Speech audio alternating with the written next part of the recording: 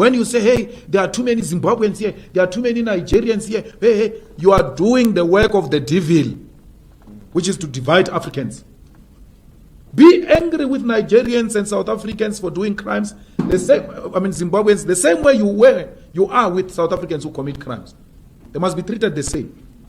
It must not be because it's a Nigerian, it's a more crime. If a Nigerian kills a person, that killing is twice. As if the murder by South African is lesser than a Nigerian murder. It's wrong. Crime is crime. Let's deal with it as crime. Hello everybody, welcome once again to AfriPost. I believe wherever you're watching us from, you're doing great. Now, there is one question that is very evident across Africa, and this is the question of division between different countries. There is a phenomenon where people from different countries have continued to hate others coming from different countries. And this is something that has really rattled many leaders, especially those who have pan-Africanist ambitions. One of them is Julius Malema. And I want us to watch this video and understand what Julius Malema says about why Africa needs to be borderless and why there is no need for any South African to hate a Nigerian because of criminal activities. In fact, he says that if there is anybody to be hated, a South African criminal should be hated equally as a Nigerian criminal because criminality knows no boundary. Let's watch and then react to it after the video. Take a listen. We need a borderless continent. We need a continent with one currency. We need a continent with one parliament, which has got teeth and it will bite and hold the executives in countries accountable. And ultimately, we need one African president. We need United States of Africa. We supported and we continue to support those ideals of brother leader Gaddafi. We are following in the footsteps of those leaders. We are not saying they were perfect, some of them, but there are a lot of teachings that come from our leaders in the continent which we can follow because we think they will unite us. This thing was the one thing called Africa. This was one thing. It was divided by colonizers. These borders are artificial borders imposed on us by colonizers. Why do you want to behave like you are owning colonizers' properties? These borders are colonizers' properties, they are not ours. Let us go back to African unity. We want one voice, one Africa. We must stop doing away with African hate, which was instilled in us by the colonizers.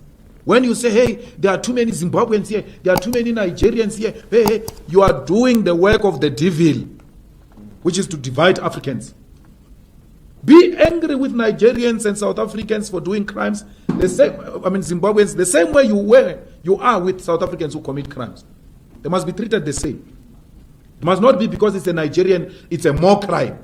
If a Nigerian kills a person, that killing is twice. As if the murder by South African is lesser than a Nigerian murder. It's wrong. Crime is crime. Let's deal with it as crime.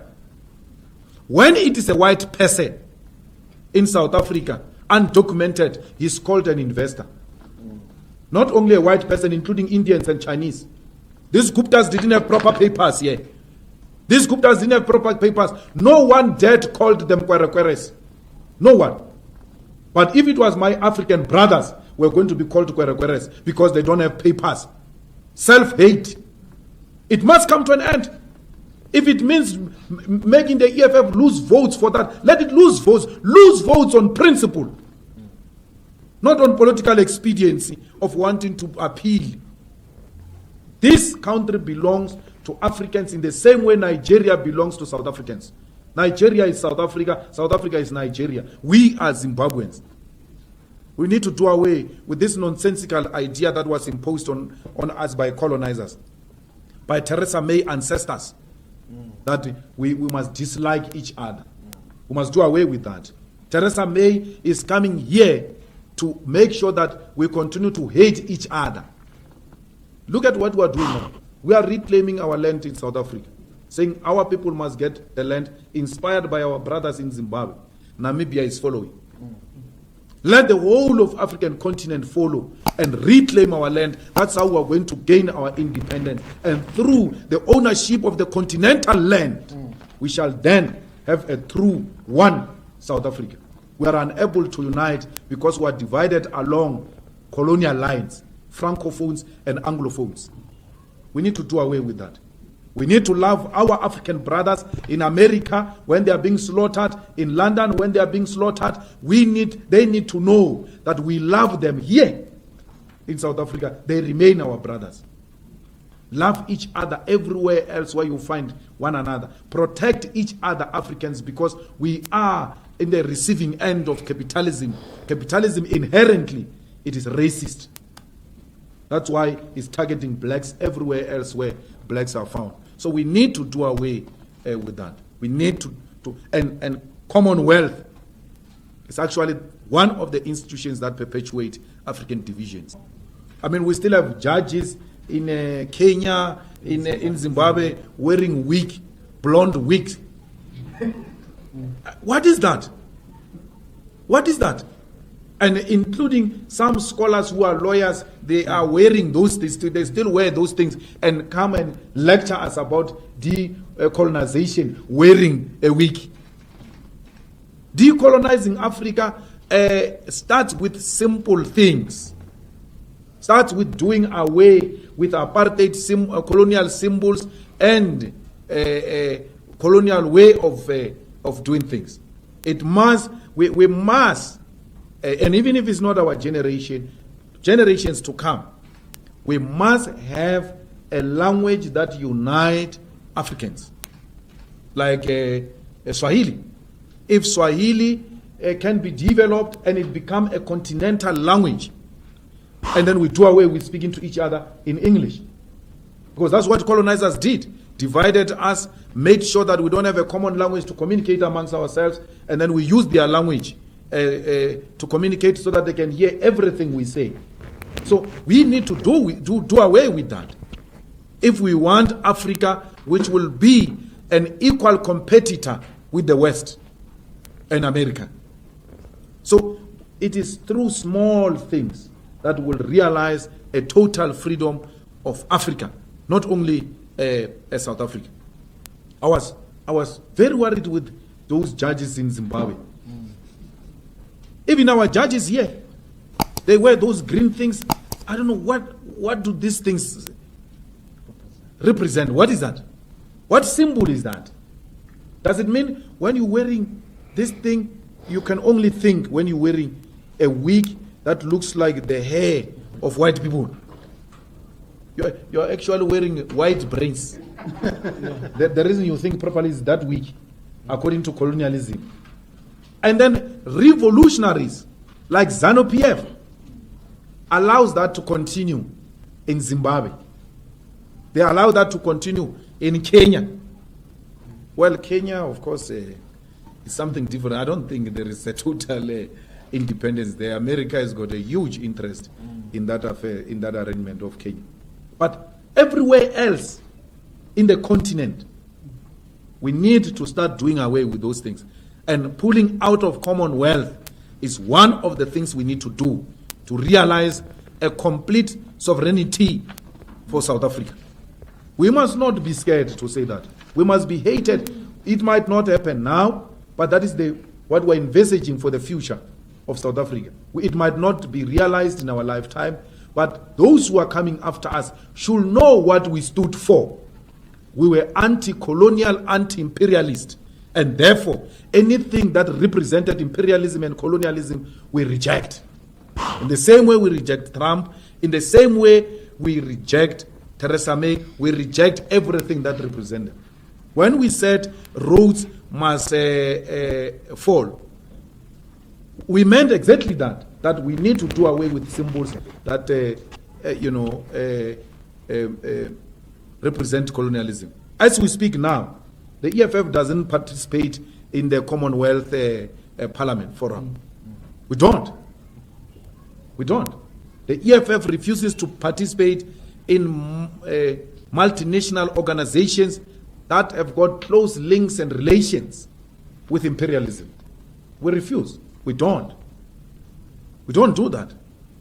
And our going to London, talking to business people in London, talking to business people in America, everywhere else, is not talking to imperialism. It's talking to individual potential investors. The same thing we can do in Nigeria. The same thing we can do in Kenya. Strengthen African Union. We need to strengthen African Parliament. We need to strengthen African judicial system.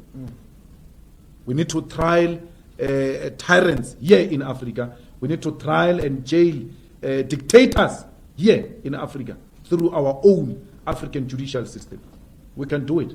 We don't need imperialists to come and tell us how we can conduct our affairs in this continent. For that we shall be hated. But let us be killed and hated for what we stand for. We must not be scared to die for the things that we stand for. That's what we represent. That's what we stand for. And not being scared to die. I saw a Muruti, that Kenneth Mishwe say, Malema is always surrendered by bodyguards and all that. Not being scared to die doesn't mean you must live a reckless life. Because any leader that lives a reckless life and doesn't protect himself, that leader will compromise the revolution. We need to protect our leadership. But if death comes, Malema must not ask for forgiveness. Malema must tell them, kill me, dog. That's what we are here to do. Kill me. Kill me for what I represent. Those should be the last words when you die as a revolutionary. Die with your boots on. Die not apologizing. Because the enemy one day will tell the story of your life and they will say these were the last words. The last words of a revolutionary must inspire generations to come to continue the fight for a total economic emancipation of the African continent. Thank you very much. Thank you, sir. Sure, includes. Now, after watching that video, it is evident that Julius Malema is out to ensure that Africans remain one people. I like the fact that he says that some of the leaders within the African continent still harbor the ambitions and the fights that people like Gaddafi had, because Africa, which is united, is a recipe for greater development within the continent. And if Africa is brought together under one currency, under one leadership, and under one parliamentary system, the continent will be vibrant, just as the European Union have joined themselves together. And therefore, it is imperative for African leaders to come together and avoid this overdependence on the boundaries that were created by the white man. Julius Malema says that these boundaries are imaginary and they are created to ensure that our minds are closed. They are created to ensure that we look at each other as enemies. They are created to ensure that we do not come together and be a people who are united. Remember, look at Africa as it is. The different ethnicities and languages that we speak from different parts of the continent. You will realize that there is a manner in which different languages marry each other. If you look at the Zulu, the Fulani, the Bantus, they have a sense of togetherness in terms of how they speak. Look at Swahili. Some of the terms used in this language are there in different languages also within the Bantu community. And therefore, it is imperative for us to come together. It is important that Africans, just as Julius Malema has stated, there is need for Africans to come together. There is need for Africa to ensure that all leaders work towards bringing this continent together. And this is also what people like Kwame Nkrumah said. Kwame Nkrumah spoke and told African leaders that there is no independence if Africa remains divided with the borders that were created by the colonizers. Remember, the main intention of these boundaries was to ensure that the colonizers get access to different natural resources within our countries. And therefore, they wanted an easy way through which they can manage us. They can put for us their puppets and then control us through these puppets that they will give us. Because remember, even the leadership structure that we have in the African continent, it is not what we had before. The white man came, destroyed every fabric of our culture, every fabric of our heritage, and gave us their own language, gave us their own governance structure, gave us their own way of dressing, gave us their own lifestyle. And for us, they demonized the lifestyle of the African person. They demonized the lifestyle of Africans, as it were. And even the leadership structure that we had was destroyed. Some of us had kings, like in South Africa, they still have the Zulu kings.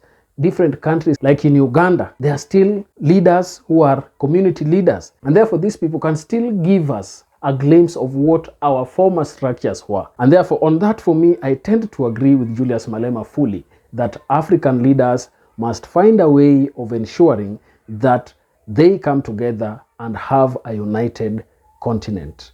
Let this continent be one. Let the black person be one, because the kind of hate that we receive from different parts of the world is quite sickening. And if you really understand the level of hate that Africans have gone through, you would come and say that there is no need for an African to hate another African. There is no need for a Nigerian to be hated by a South African. There is no need for a Kenyan to hate a Malawian. There is no need for a Rwandese to hate a Congolese. All of us are one people. Just look at the kind of tribes that we have within our borders. Neighboring countries have close to same tribes within their vicinity. This shows you that there is nothing different within us. We are all a people formed from one person. And that is why I say that Julius Malema is right and spot on that. And I believe that if by any chance God gives him the strength and energy to get leadership even in South Africa, as it were, I believe he will have that opportunity to implement some of these radical policies that he has set out to ensure that Africa grows together and South Africans also grow as a people. Kindly don't forget to subscribe to this channel, like this video, and also share. Thank you, and may the good Lord bless you. Goodbye.